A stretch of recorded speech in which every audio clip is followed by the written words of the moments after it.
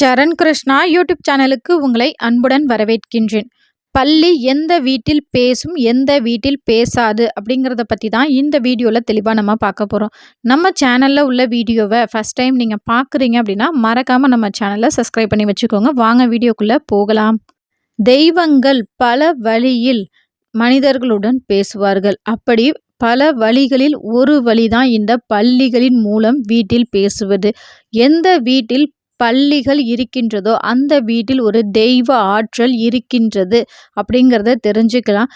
எந்த வீட்டில் பள்ளியே இல்லையோ அந்த வீட்டில் கண்டிப்பாக ஏதோ ஒரு துர்சக்தி இருக்கின்றது அப்படிங்கிறதையும் நீங்கள் தாராளமாக தெரிஞ்சுக்கலாம்.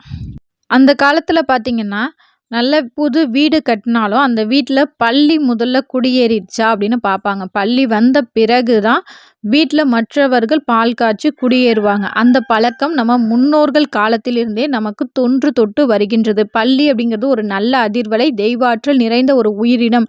அந்த உயிரினம் முதல் நம்ம வீட்டில் வாசம் செய்தால் கண்டிப்பாக துர்சக்தி நம் வீட்டில் இருக்காது அப்படிங்கிறது நம்ம முன்னோர்களின் நம்பிக்கை. நிறைய பேர் சொல்லக்கூடியது, எங்கள் வீட்டில் பள்ளி இருக்குது ஆனால் சத்தம் போட மாட்டுது, எங்கள் வீட்டில் பள்ளி இருக்குது நல்லா சத்தம் போட்டுட்டு தான் இருந்துச்சு, திடீர்னு சத்தம் போட மாட்டுது. இதற்கெல்லாம் என்ன காரணம்? முதல்ல பள்ளிகள் சத்தம் போடாமல் இருப்பதற்கான 3 காரணங்கள் இருக்கின்றது. அதில் 1 உங்கள் குலதெய்வம். அதாவது ஒரு சில குலதெய்வ கோவிலில் பார்த்திங்கன்னா வாயை கட்டி தான் பூஜையே பண்ணுவாங்க. அப்படி உங்கள் குலதெய்வ கோவிலில் வாயை கட்டி தான் பூஜைகள் பண்ணுறாங்க அப்படின்னா ஒரு சில வீடுகளில் பள்ளிகள் பேசாது. அதே போல் ஒரு சில தெய்வங்கள் சாமி வந்தாலுமே பேச மாட்டாங்க தான். ஒரு சைகை இது போன்றது தான் செய்வாங்க. இல்லை பூ கொடுப்பாங்க, இது போல் விஷயங்கள் தான் செய்வாங்க. சாமி வந்தால் கூட பேச மாட்டாங்க. இது போன்ற தெய்வங்கள் உங்களுக்கு குலதெய்வமாக இருந்தாலும் கண்டிப்பாக அந்த வீட்லேயும் பள்ளிகள் பேசாது. 3வது, நம் வீட்டில் அதிகமாக அசுப வார்த்தைகள் அடிக்கடி சண்டையிட்டு கொண்டே இருந்தால் அந்த வீட்டிலும் பள்ளிகள் பேசாது. பள்ளிகள் ஒரு வீட்டில் அதிகமாக இருப்பது மகாலட்சுமி உங்கள் வீட்டில் வாசம் செய்கிறார் அப்படிங்கிறதையும் உணர்த்துகின்றது.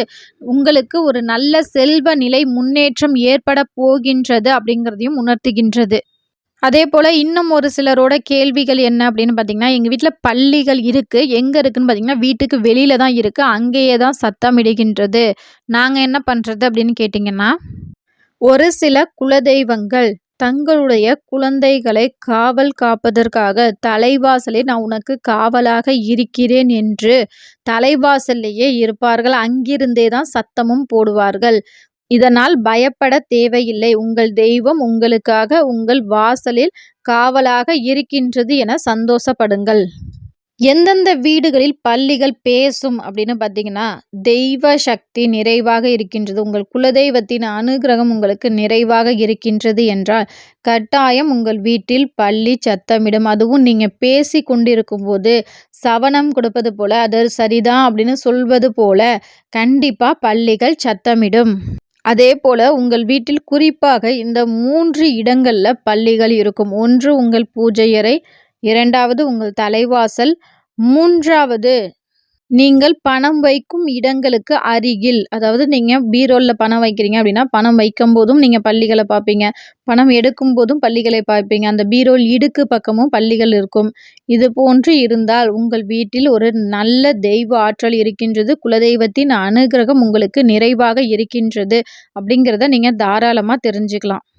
இப்போ ஒரு சிலர் கேட்கக்கூடிய ஒரு விஷயங்கள், எங்கள் வீட்டில் நல்லாதாங்க பள்ளி சத்தம் போட்டுக்கிட்டே இருந்தது, ஆனால் இப்போ என்னன்னு தெரியல, திடீர்னு பள்ளிகள் சத்தம் போடவில்லை, நாங்கள் என்ன பண்ணுறது அப்படின்னு கேட்டிங்கன்னா, உங்கள் வீட்டில் ஒரு எதிர்மறை ஆற்றல் அதிகமானால் பள்ளிகள் பேசாது.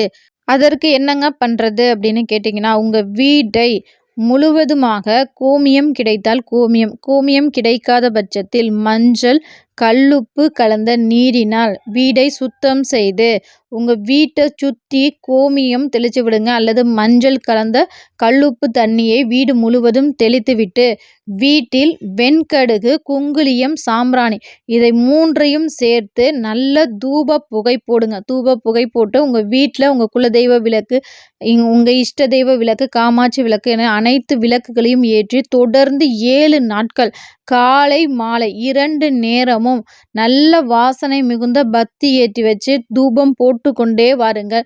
எப்பேற்பட்ட துர்சக்தியாக இருந்தாலும் நம்ம 7 நாள் தொடர்ந்து தூபம் போடும்போது அந்த துர்சக்தி உங்களை விட்டு விலகி, உங்கள் வீட்டை விட்டு விலகி கண்டிப்பாக உங்கள் வீட்டில் பல்லிகள் பேச ஆரம்பிக்கும். ஆனால் உங்கள் வீட்டில் துர்சக்தி அதிகமாக இருந்தால் கண்டிப்பாக இந்த 7 நாட்கள் உங்களால் தூபம் போட முடியாது. ஏதாவது ஒரு தடங்கல் வந்து கொண்டே இருக்கும். உடம்பு சரியாமல் போகும், பெண்களுக்கு பீரியட்ஸ் டைம் வரும். இப்போ தாங்க நான் பீரியட்ஸ் ஆனால் திருப்பி வந்துருச்சு. இது போன்று ஏதோ ஒரு பிரச்சனை தொடர்ந்து வந்துக்கிட்டே இருக்கும். அதற்கு நீங்கள் என்ன பண்ணுறீங்க அப்படின்னு பார்த்தீங்கன்னா, உங்கள் குலதெய்வத்தை முதல்ல நாணயம் முடிஞ்சு வைங்க. என்னுடைய வீட்டில் பல்லிகள் பேச ஆரம்பிக்கணும், திருப்பியும் பள்ளி சவனம் காட்டணும் அப்படின்னு சொல்லி உங்கள் குலதெய்வத்தை மனதார வேண்டிக் கொண்டு ஒரு ரூபா இல்லை ரூ. 5 இல்லை ரூ. 11 உங்கள் விருப்பம் மஞ்சள் துணியில் நல்லா முடிஞ்சு வச்சுட்டு, அதாவது வீட்டை முழுவதும் கல்லுப்பு மஞ்சள் கொண்டு நல்லா துடைச்சிட்டு கோமியம் கிடைச்சா கோமியம் தெளித்து விடுங்க.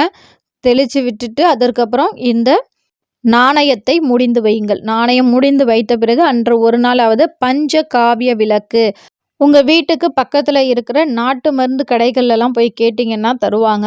அந்த பஞ்ச காவிய விளக்கை ஏற்றி வைத்தால் ஒரு யாகம் பண்ண பலன் கிடைக்கும். அந்த ஒரு நாள் மட்டும் நாணயம் முடிஞ்சு வச்சிங்க பார்த்தீங்களா, அன்றைக்கி ஒரு நாள் ஏற்றினால் கூட போதும். ஏற்றி வைத்து மறுநாள்லேருந்து 2 நேரம் காலை மாலை வெண்கடுகு, குங்குலியம், சாம்பிராணி, பால் சாம்பிராணி 3யும் சேர்த்து சாம்பிராணி தூப புகை போட போட, அதாவது உங்கள் வீட்டில் எந்த ஒரு இடுக்கு கூட விடக்கூடாது. எல்லா இடத்துலையும் மூலை முடுக்கு அனைத்து இடங்கள்லையும் தூப புகை காமிச்சு நீங்கள் 7 நாள் தொடர்ந்து வழிபாடு செஞ்சு பாருங்கள். கண்டிப்பாக உங்கள் வீட்டில் பல்லி பேச ஆரம்பிக்கும்.